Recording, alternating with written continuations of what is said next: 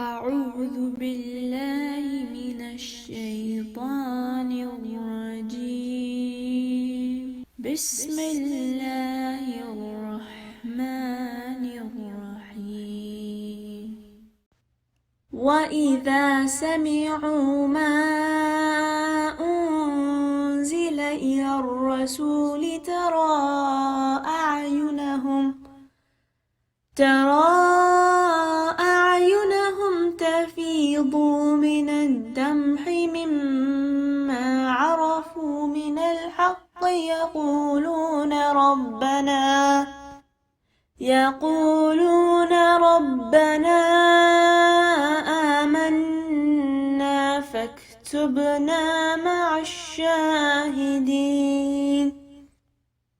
The seventh juz of the Qur'an consists of Surah AlMaida, verses 82 to 120, and Surah Al Ana'am, verses 1 to 110. Juz 7 begins with the recognition of truth by the Christian delegation from Abyssinia that when they heard the words of the Qur'an by Rasulullah sallallahu alaihi wasallam, they accepted the truth of Islam. Intoxicants, gambling, and shirk are clearly prohibited. Allah subhanahu wa ta'ala has made the Kaaba sacred as well as the sacred months. Rasulullah is expected to convey the message, and he is not expected to force people to accept Islam. In a continuing theme through this chapter, the final verses of the chapter are concerning Christianity, the miracles of Isa alayhi salam, and the story from which the chapter takes its name. Allah subhanahu wa ta'ala mentions how the teachings of the Bible were corrupted after the departure of Isa alayhi salam. Verse 109 and onwards, Allah subhanahu wa ta'ala reminds us that He will ask Isa alayhi salam on the Day of Judgment to confirm whether he gave any false hopes to people or told them to worship Isa and Maryam. Isa alayhi salam will decline the false claims and that he never claimed that divinity for himself. The last verse of the surah addresses mankind to believe in Allah Almighty and that the kingdom of earth and heavens belongs to Him and He has power over all things. Juz 7 continues with the first part of Surah Al Ana'am, meaning the cattle, which was revealed in Mecca.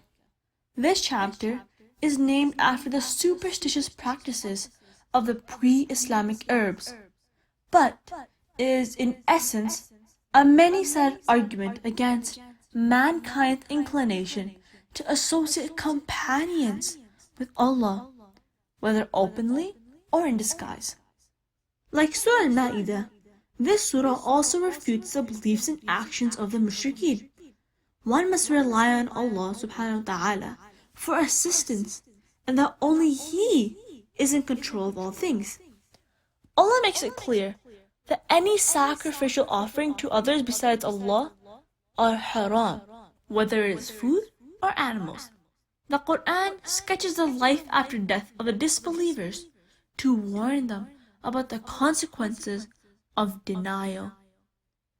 The deception of the worldly life is depicted in verse 32, where Allah subhanahu wa ta'ala says, "And the life of this world is nothing but play and amusement, but far better is the house in the hereafter for those who are muttaqun.